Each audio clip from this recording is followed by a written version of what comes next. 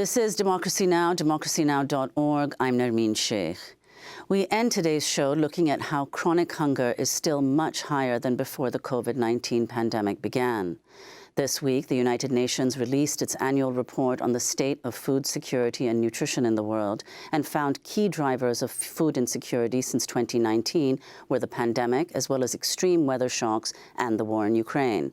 This is World Food Programme's Giancarlo Chiri and Marco Sanchez Cantillo with the UN Food and Agricultural Organization. It is estimated that between 691 and 783 million people in the world face hunger in 2022. If we consider the mid-range, which is about 735 million people, still 122 million people more face hunger in 2022 compared to 2019, before the pandemic. 345 million people are facing acute food insecurity. This is a major increase when compared to 2020. It's a 200 million increase. It's staggering.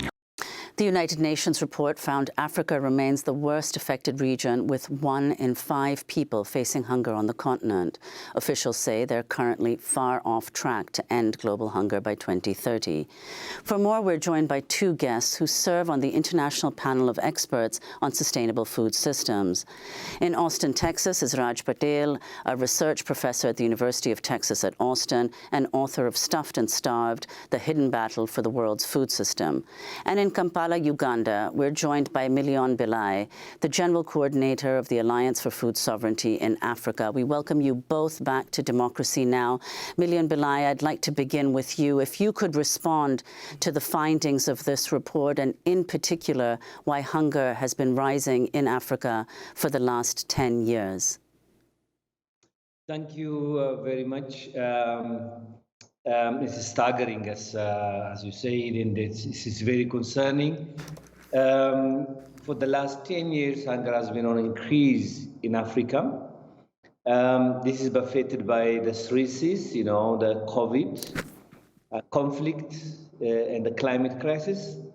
All of these 3 are not from Africa. They are not originated in Africa, the climate, the COVID, and the conflict between Russia and Ukraine, but we are suffering, and also there is an increase even the availability of, there is a percentage increase in the shortage of good food, But when we are talking about these statistics, most of the time we don't put people's face to them.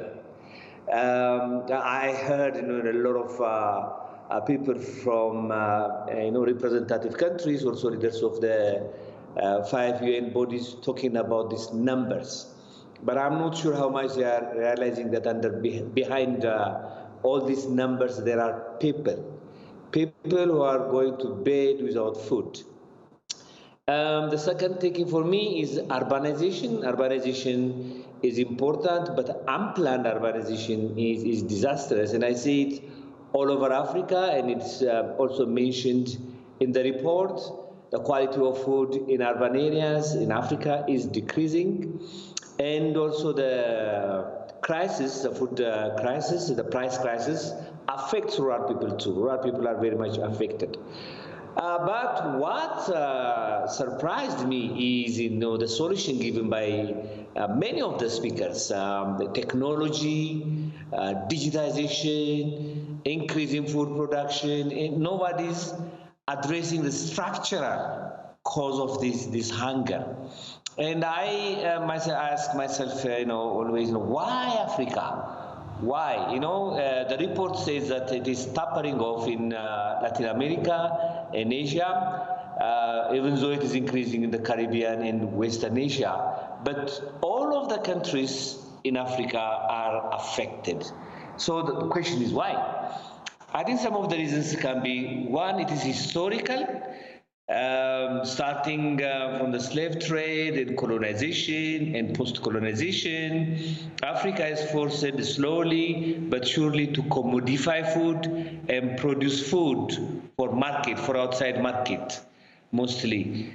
and through the narrative of the Green Revolution, which says that you cannot produce food without using agrochemicals, without producing for the market, without using GMOs or hybridized seeds. This kind of narratives, these powerful narratives, and the debt crisis that we're under in now, debt, is really, really crippling the whole continent. And governments don't have money to allocate for the production of food or to improve agricultural system.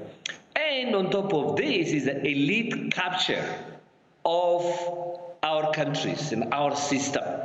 That is an old and the product of the Green Revolution, and really not thinking about the continent but themselves. The continent is captured by African elite. So all these structural problems are compounding the problem in Africa. So, Raj Patel, could you also respond to the findings of this report, and in particular speak of where they say food security has increased? They say, for instance, that food insecurity is less prevalent now in Latin America and also in parts of Asia, but then in Africa it's been in decline. Hunger has been increasing for the last 10 years. So food insecurity, we're hearing so many numbers and so many different kinds of understandings of what hunger means. There's the sort of really chronic, high-risk food insecurity when you're in a conflict area, undernutrition when you're in a conflict area. But food insecurity is the uncertainty about whether you will be able to eat over the next few days, weeks, or months. And 2.4 billion people are food insecure, but that security can be ameliorated not by producing more food, as Million says, but actually by government interventions, by having a functioning social safety net. And there are places where governments have been able to divert funds during the pandemic to provide some sort of cushion for their citizens. But the capacity to do that has a lot to do with, as Million mentioned, debt. And sub-Saharan Africa is particularly indebted and is part of a group of countries that is going to see its debt costs rising over the next couple of years, while other parts of the world see those debt ratios going down a little bit. So that's partly a way of explaining why it is that some countries are able to provide good functioning safety nets, other things being equal, because they don't have creditors breathing down their necks.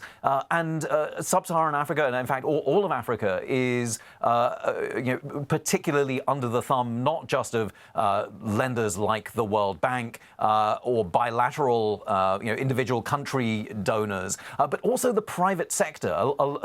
Things have changed rather dramatically over the past couple of decades, where 20 years ago, really the big lenders to countries in the global south were agencies like the World Bank or the International Monetary Fund, these multilateral donors. But increasingly, private sector lenders are lending to governments, and their interest rates are higher, and they demand to be paid. And that's a problem when we're experiencing food price inflation and when we're experiencing surges in the levels of interest rates. So if you're a government in Africa, you're having to make some very difficult choices about whether to divert what funds you are able to muster to make sure that your citizens are fed, or you pay back your private sector creditors.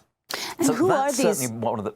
Sorry to interrupt you, Raj, but who are these private sector creditors, and what are the terms of the loans that they give to countries? Well, certainly, private sector loans are a few points higher in terms of interest rate than the concessional loans that are given by the World Bank. So the terms are not as generous. They're able to sort of be a bit more agile in terms of their lending, which is why governments tend to go to them. But there is this sort of shift towards borrowing from either lenders who are interested in infrastructure, lenders who are interested in buying up land, and those those lenders can either be local private capital markets or they can be international, pension funds, for example, endowments for universities. We've seen a lot of very interesting and important action, for instance, against the Harvard endowment from activists in Brazil who have observed that the endowment is involved in certain kinds of lending activity that involve land grabbing. So the private sector lenders themselves vary, but what's always true is that their loans are more expensive and onerous when it comes to this financing. And I think one thing that gets forgotten in all this is, well, how is it that governments are repaying the loans? They're growing food not for local consumption, but for export. And this is the vast irony here, is that food is being grown, but it's not being grown for local consumption. It's being grown for us in the global north to eat, or worst case, to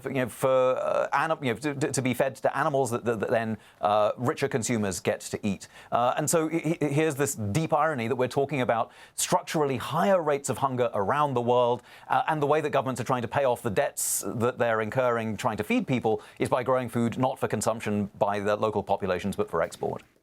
So, Million Belay, I want to ask you about kind of the structural conditions under which these loans are being given. What kinds of food systems are in place and are being promoted?